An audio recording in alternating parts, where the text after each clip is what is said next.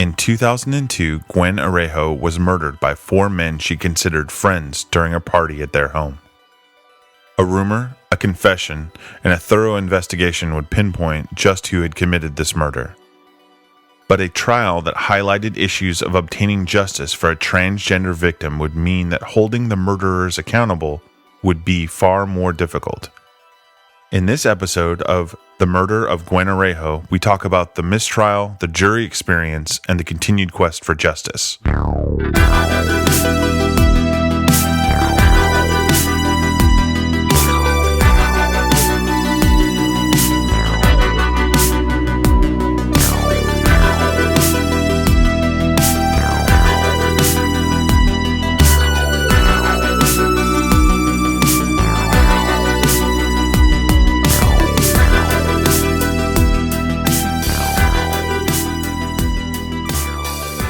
Welcome back to another episode of California True Crime. I'm Charles, and I'll be taking us through this next episode in our exploration of the murder of Gwen Aruajo and the trials that lead to bringing her killers to justice of a sort, actually. On this episode with me, as always, are Jessica and Sean. How are you guys? Good. Yeah, I'm doing pretty good. You heard a little bit of our recap in the intro. Gwen's killers had been brought to court to face murder charges, except for Jaron Neighbors. He had already agreed to testify for the prosecution in exchange for a lighter sentence of voluntary manslaughter, which carried an 11-year sentence. The trial will last for 3 months, and at the end of it, the jury would not be able to make a decision, and the judge would declare a mistrial. What was your guys' reaction the first time you heard the verdict from this first trial? It frustrated me. It definitely frustrated me. And then you have to sit with it, know the time, know what's going on, know that it wasn't presented well. So the good thing was it was a mistrial and not a full acquittal. I agree with Sean. I think there's just so many frustrating parts to this, including, people who weren't charged, as well as, I understand the need for certain kinds of evidence and why they give Jaron Neighbors a deal, but that's frustrating as well. Yeah, I was the same. I think the first time I got to this part and realized that it was going to be a mistrial, and a mistrial, from the way it was reported, it really hung on the defense lawyers tearing apart of the prosecution's witnesses, and building the case around Jaron Neighbors and Nicole Brown.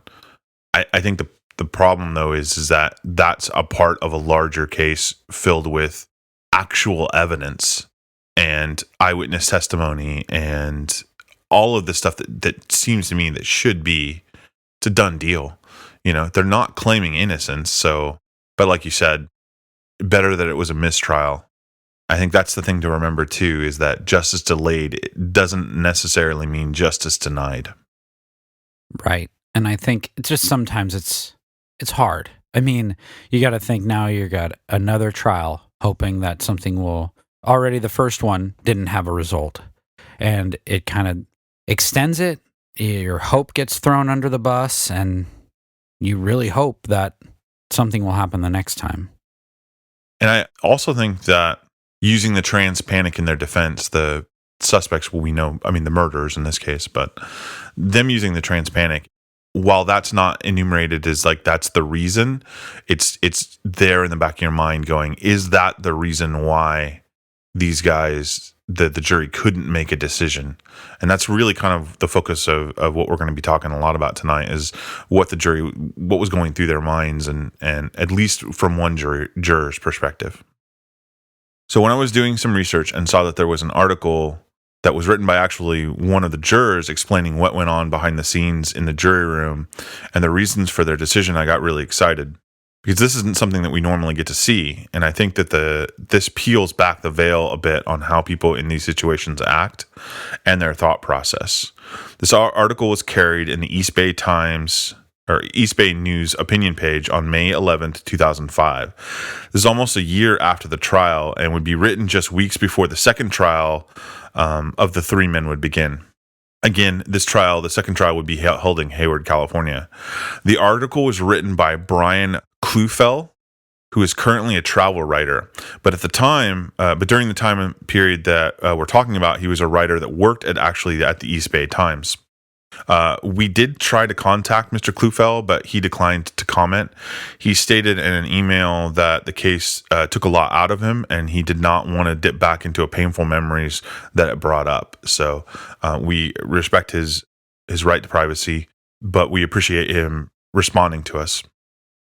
He talked a lot in the start of the article about the backlash the juries will get for their verdict. I thought that this was interesting because so many times in some of these larger cases, and as we talked about, this one was because of the nature and the sensational way that it was reported. This case was carried not only in California, but on a lot of other major news markets across the United States. And people feel a sense of outrage and they complain about the system and justice wasn't done. And we don't necessarily think that, I didn't really think at the time about the backlash that goes right directly at those jurors, because oftentimes I couldn't name a juror to save my life that served on any of these big profile cases. In this case, he actually really calls it out. He says there were protests against the mistrial. The majority of these protests were in support of Gwen and her family, denouncing the men on the trial. In their eyes, the jury, and by extension, the court, failed in their job to convict the men of murder. Klufel will be quick to point out, and rightly so, that they did not deliver a verdict, but instead it was a mistrial. And I think we mentioned that at the start, that they could not make a decision based on what the court was asking him to do. So they said at this point it was impossible. But like you pointed out earlier, Sean, that leaves it open for another trial. And I think that's a really clear distinction, because what people were getting angry about was that these guys were let off the hook, and that's not the case. The prosecution will go ahead and the men will face another jury.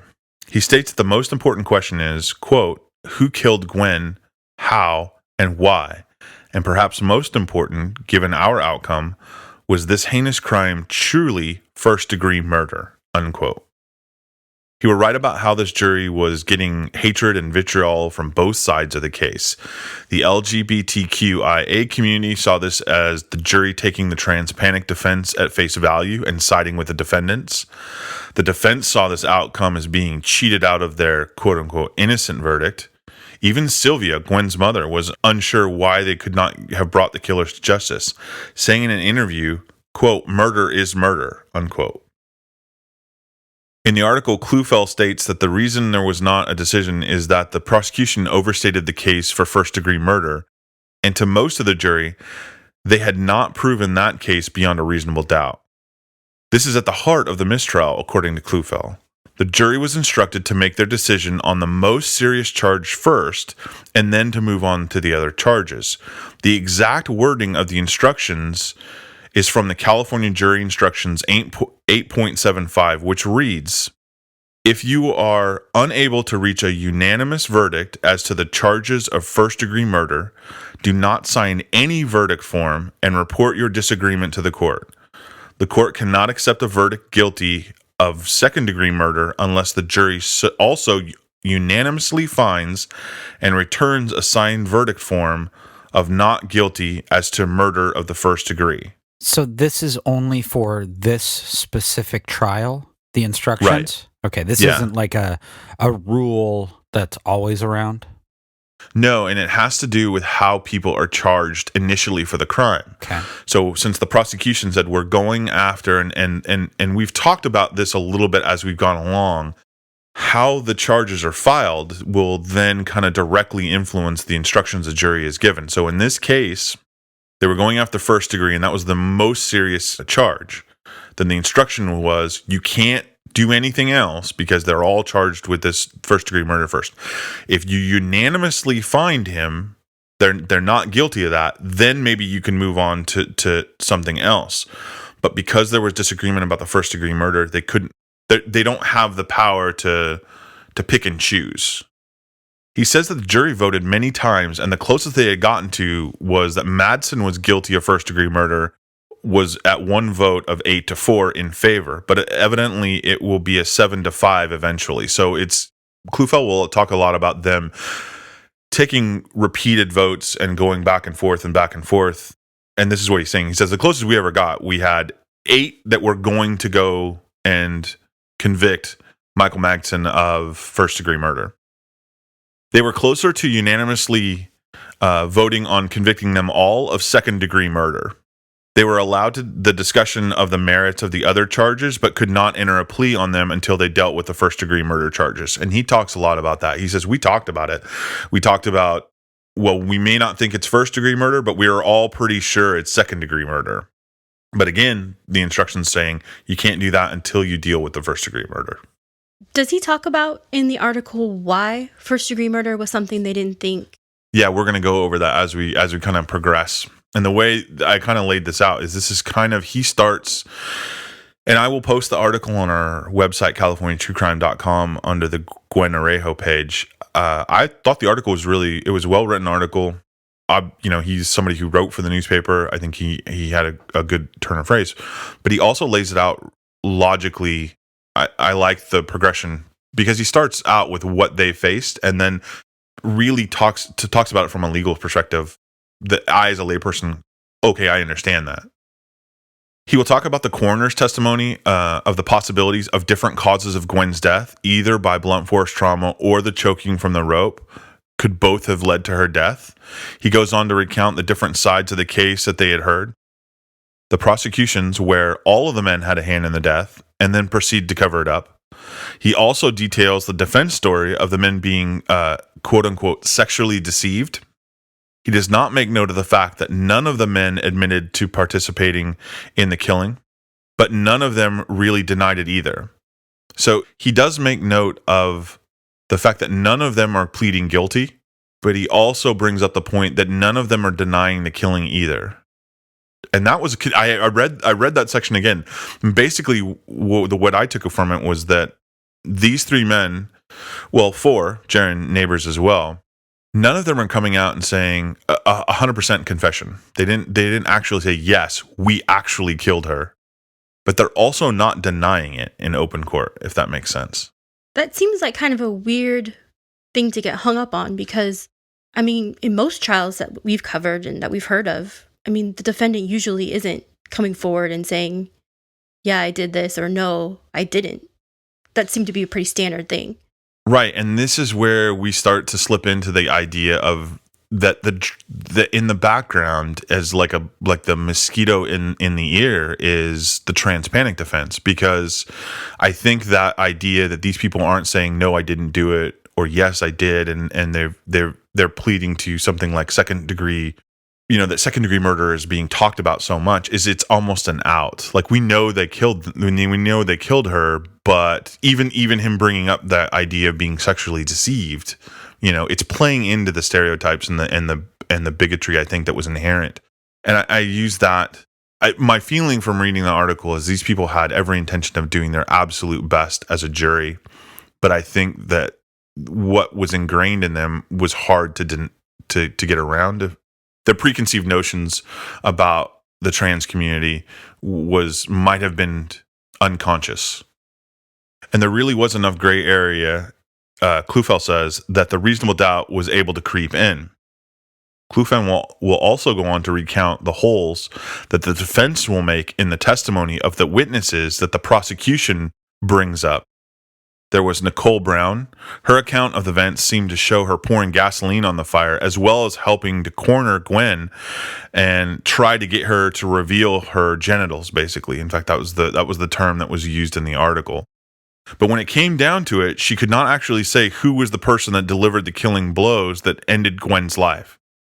He also goes back on to the idea that Nicole was drunk and high that night and appeared to be the, quote, "This is your brain on drugs girl," unquote, on the witness stand.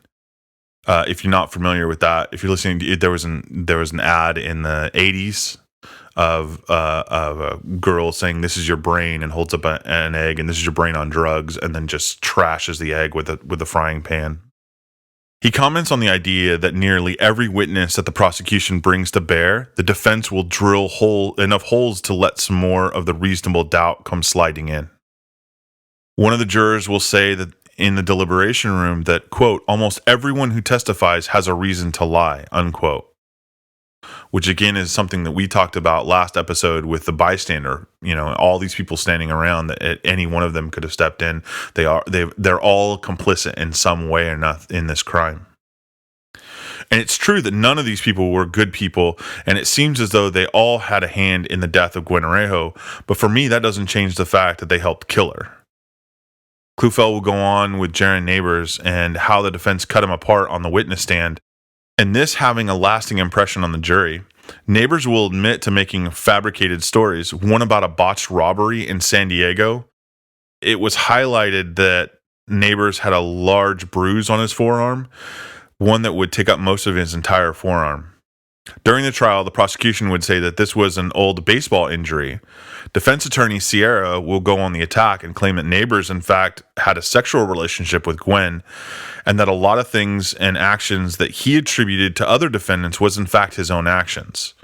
At one point, the defense will state, quote, "You will lie, you will squirm, and you will make up stories. You will add self-authenticating detail to save your own skin.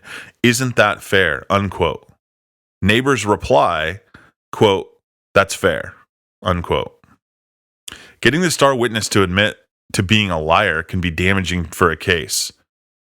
Klufel will also go into different accounts that Neighbors will tell the police. He has at least 2 different stories when they pick him up, and will change it one more time to include Jason Caceres, only once his letter was intercepted by the jail. After reading this account, I could start to see the holes in the prosecution's case and could see how a jury would have a hard time convicting really on the first-degree murder if we were to use those rules. I don't know. What do you guys think of that, of what he's saying about reasonable doubt and those holes in the defense? Was the trial a couple days? Was it weeks? Do you know, roughly? Roughly, I think it was a few weeks. Okay, so you've got a few weeks of evidence, testimonies, stuff like that, and then you've got Jaron Neighbors, and they break him down, and the large bruise on his forearm, was that like a picture? That happened like when he was arrested, he had a large bruise? No, he actually, from my understanding is, and that's where some of the details get a little bit sketchy. They didn't, in the article, and then what I could see, I didn't see any pictures of Jaron Neighbors' forearm, so I'm assuming that there was probably pictures taken of the time of his arrest. Okay, so that's what that is. I don't know. There's just a lot of back and forth, and I think you see this a lot, like in social media. People latch on to those stories of lying or the stories of deception instead of trying to look at the truth more of what might be. People would believe him at first, but then it's like, sure, I made up stories about other things, but not about this, like a robbery. Oh yeah, I see. Like the boy who cried wolf type thing. Yeah, but like I lied about one thing, so I have to lie about everything. Right. Well, and I think it kind of goes back to the idea of, and you see this a lot of times when testimonies relied on somebody, what somebody else might consider questionable character. Like it's a prisoner on the witness stand saying, "I saw somebody else do something," or somebody who to a general audience or the general jury member may seem to be somebody that's not quite trustworthy. And I think that's doing a disservice to the person that is testifying. If somebody was on drugs or a recovering addict or has had problems in their past or convicted, it doesn't necessarily mean that they're lying at this point or that they can't tell the truth. Or I understand what you're saying because, yeah, you have things that people did 20 years ago, and then they try to bring it up like it makes them the worst person ever. So it's hard. And I know this is closer. He's not even, he was very young, but I get that the discrediting part when it's all you have to do is find reasonable doubt. I think when you're finding reasonable doubt and they discredit, it's easier to find reasonable doubt, if that makes sense. Like if you're looking for reasonable doubt, it'll be there. Right, because that's what you're supposed to do as a jury. You need to convict with no reasonable doubt. But when there's anything that might be reasonable and doubt, it's easier to have it there and stick in your head. Well, and I think that's an interesting term is what is reasonable doubt? just because it's possible does not necessarily mean that it's reasonable. Right. Is it, and I think we'll kind of circle back to this as we go along with the rest of this episode, and then our final episode on this murder is that it's not reasonable that these 4 men killed this woman at all. It's not reasonable that of them torturing her. So I have a hard time with that idea of this kind of taking the witnesses apart. And again, maybe I'm biased in that respect, but them taking the witnesses apart and saying, well, that totally justifies my reasonable doubt that these guys wasn't first-degree murder. That's a hard one for me to swallow. I'm a little torn on this one, I think, because listening to you give the details that this gentleman talked about in the article, the stuff they talked about, it kind of sounds a little bit like, it reminds me of the Care or Not trial, where maybe, we know the prosecutor is dead naming Gwen, isn't using proper pronouns, is maybe putting too much stuff in there in the presentation. So they're having to look through a lot of stuff. Mm-hmm. And the defense is also, they have witnesses who didn't even interview the defendants. So there's a lot of things they have to go through. So maybe this was a trial that wasn't shaped well. They got lost sense. In a way. Right. Yeah. But the first time, because we go over these a little bit before we do them, Charles, we talked about this. We actually brought out the law and read it. And it is very, very clear, I think. You don't need to know these things. You don't need to know what the final blow was. According to the law, they're all responsible. Right. And to me, this fits under the first-degree murder law perfectly.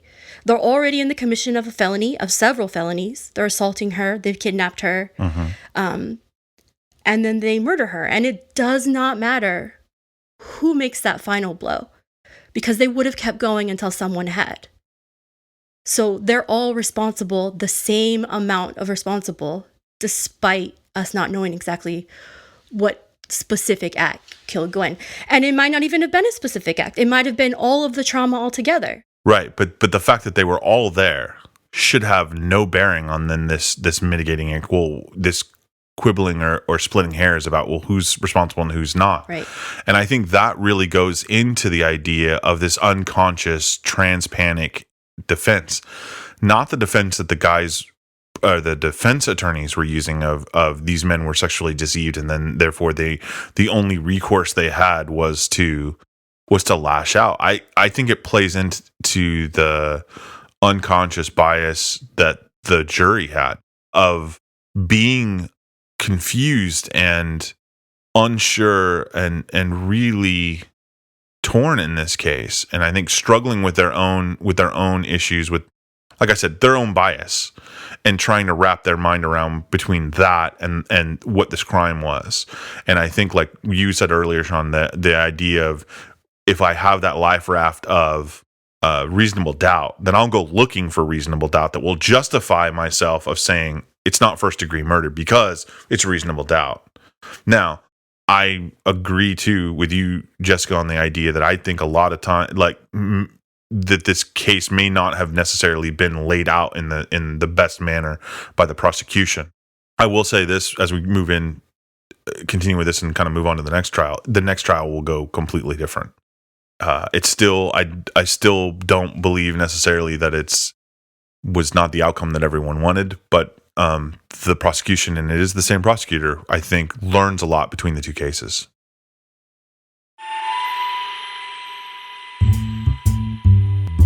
I'm John Gully, and I'm a true crime audiobook narrator. And I'm true crime author Jeffrey Dean Doty. And we're your hosts for the true crime podcast, Speaking of Crime. We both have been fascinated by crime, criminals, and people who investigate them ever since we were young. And that's been a long time. As a true crime writer, I'm used to asking questions and getting answers. As a narrator, I'm used to talking about crime and discussing cases with authors. You'll be surprised by the cases we cover. And by the people we talk to. So we hope you listen every week as we delve deep into the world of crime and talk to the people involved. You can find Speaking of Crime on Podbean, Apple Podcast, Spotify, or almost anywhere you listen to podcasts. Join us for the show So Good It's Criminal. Take my advice and give us a try. You'll thank me later.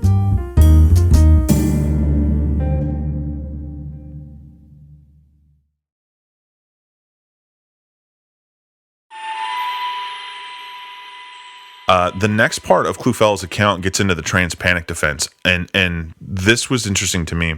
He talks about the psychiatrist, Dr. Andrew Pojman, and his belief that the men were driven by shame and stunted maturity and would be driven to a killing rage after finding out Gwen was a trans woman. He would also go on to say that it was empathy that would allow them to help each other clean it up and cover up the murder. So that's Dr. Pojman's belief, that they were driven to murder because Gwen was a trans woman, and then eventually their empathy for one another would cause them to kind of pull together and close ranks and hide it and cover it up. This is where Chris Lamiero, who was the prosecution, would latch onto and show that Paul also had sex with Gwen and did not take part in the killing. He just left. And this was a huge hole in the defense.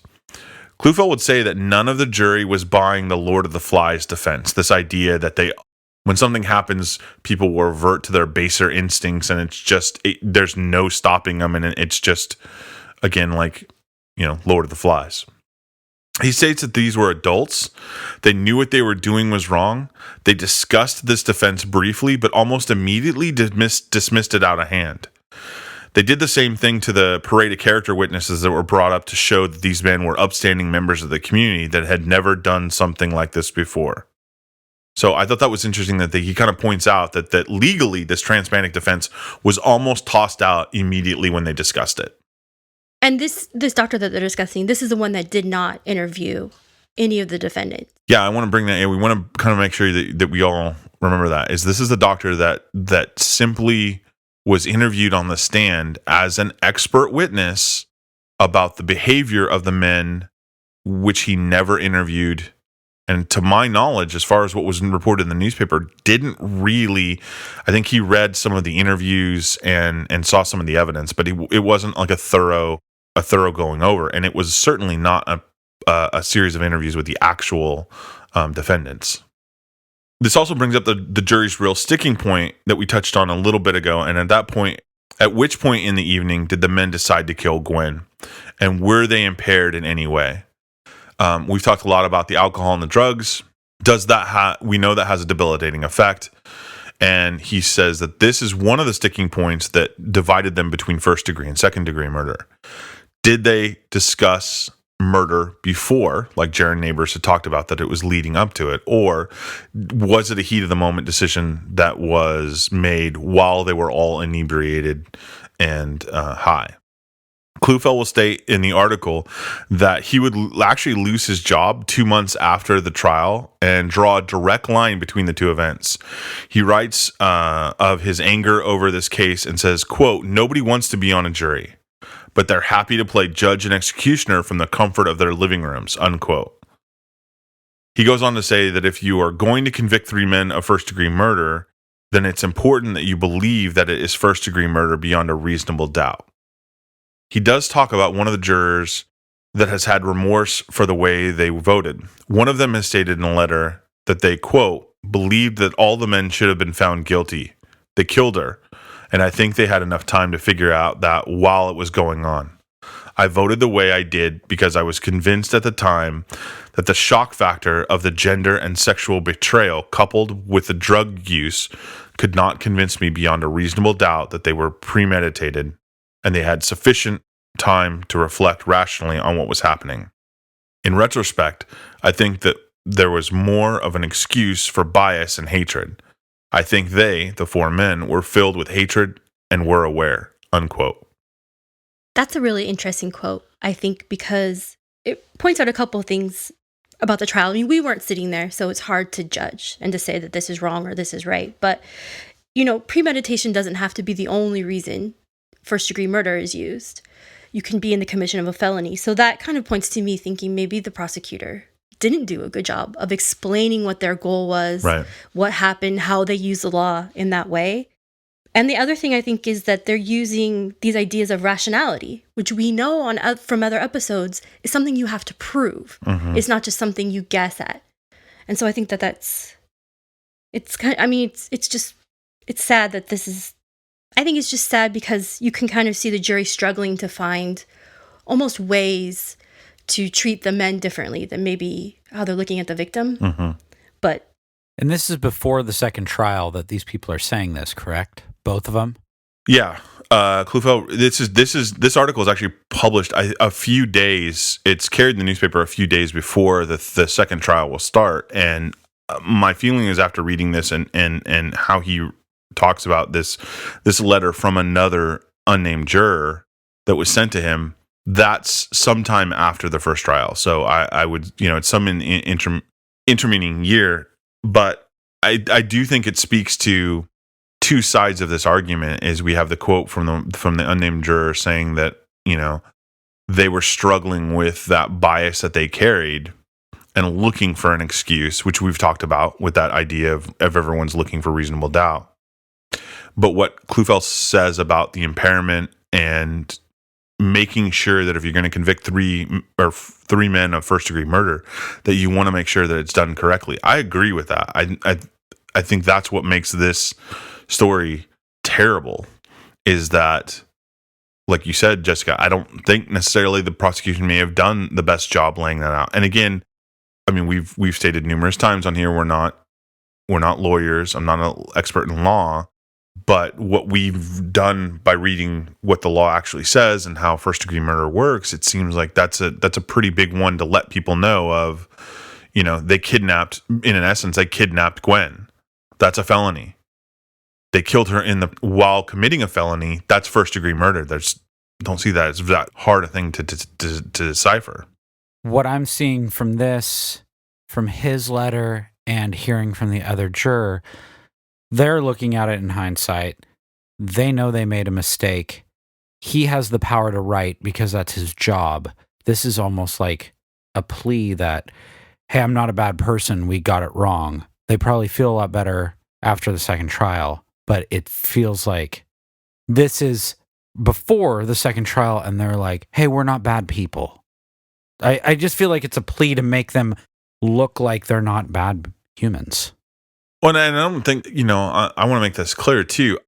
I don't want to give the impression that we think the jurors were bad people. I personally don't. I think they did what they thought was right.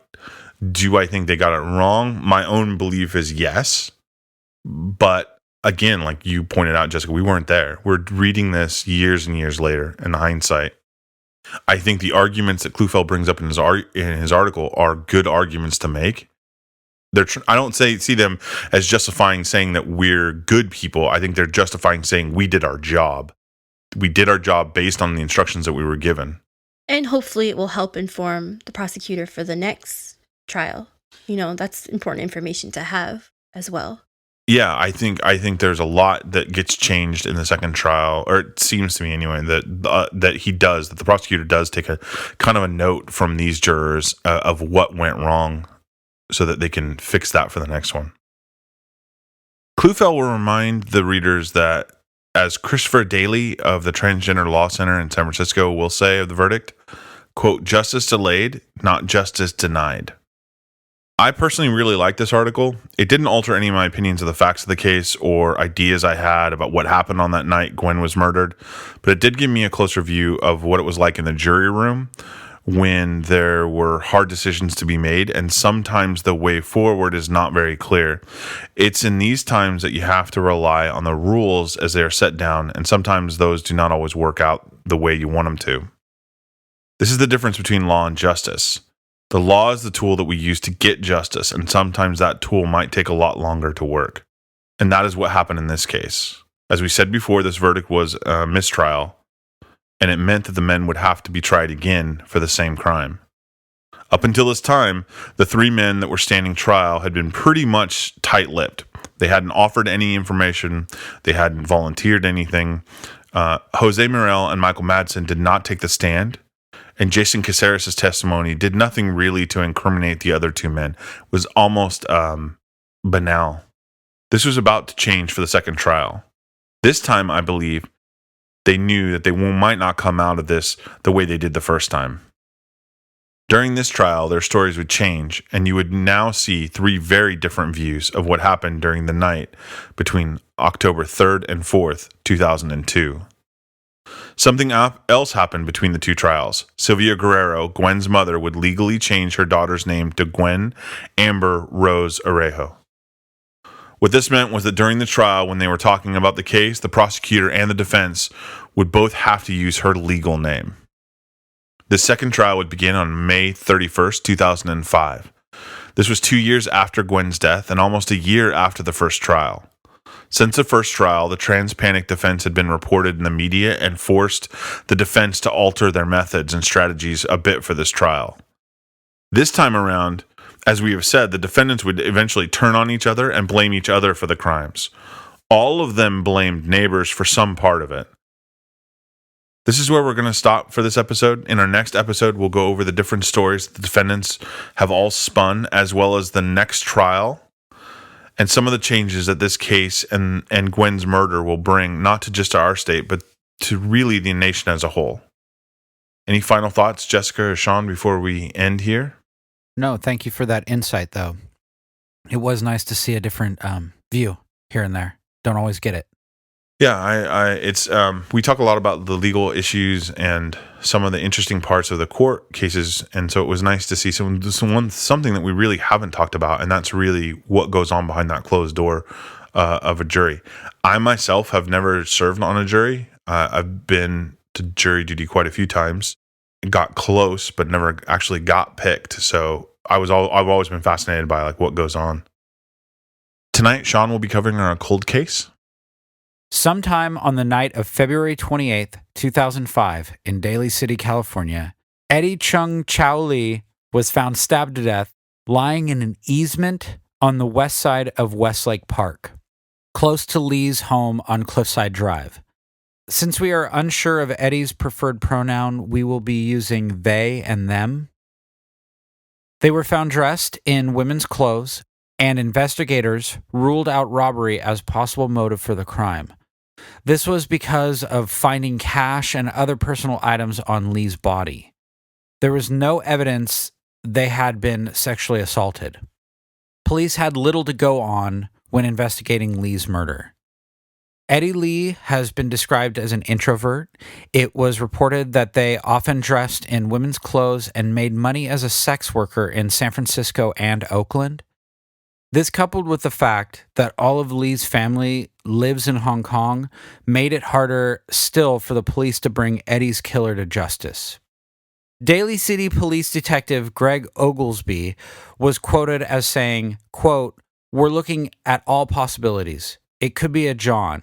It could have been an unhappy customer. We don't have enough at this point to focus on just one suspect or motive."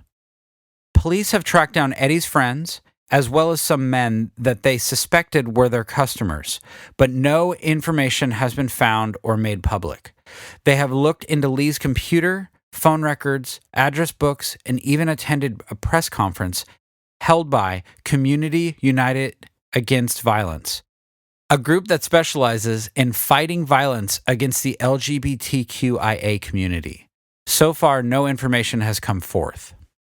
Tina Diella, the director of the group's violence program, has stated that Eddie's murder has all the indications of being a, quote, pickup crime.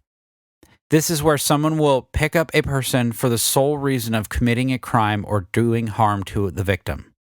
The difference is that in so many of these cases, there are loved ones or family that come forward to keep the victim's name alive and in the spotlight, to put pressure on those that are responsible for solving the crime. With Eddie, that has not happened, and it has caused their case to go by the wayside in the public consciousness. The police brought in a State Department of Justice profiler to help give the case a new perspective. No new information has been made public. Detective Oglesby is quoted as saying, quote, "We don't like to bury cases here at the Daly City Police Department. This case has been frustrating, but we don't want to give up yet." If you think you have any information related to this cold case, please contact Lieutenant Mike Brennan at mbrennan@dalycity.org or call 650-991-8169. If you or someone you love is dealing with issues related to being trans, there are people who can help. Contact the National Center for Transgender Equality. They have a wealth of resources and numbers of people who can help with all sorts of issues, including healthcare, insurance, legal resources, immigration, and international resources, and even veteran affairs. We'll be posting these links and more on our website, CaliforniaTrueCrime.com. Take the time to reach out and help to end the hate and bigotry. Thank you for listening to this episode of California True Crime. For a full list of our sources, as well as more information on the murder of Gwen Aruajo, head on over to our webpage at CaliforniaTrueCrime.com. You can also support the show by finding a link to our Patreon page on this page, which has the option of ad-free episodes. If you'd like to contact us, you can find us on Twitter, Instagram, and Facebook at Cali True Crime. If you've enjoyed the episode, or even if you disliked it, please leave us a review. We'd like to thank our quality control engineer, Melanie Duncan. This was recorded at The Hangar and Snail Ranch Studios. This is a production of Way Grimace.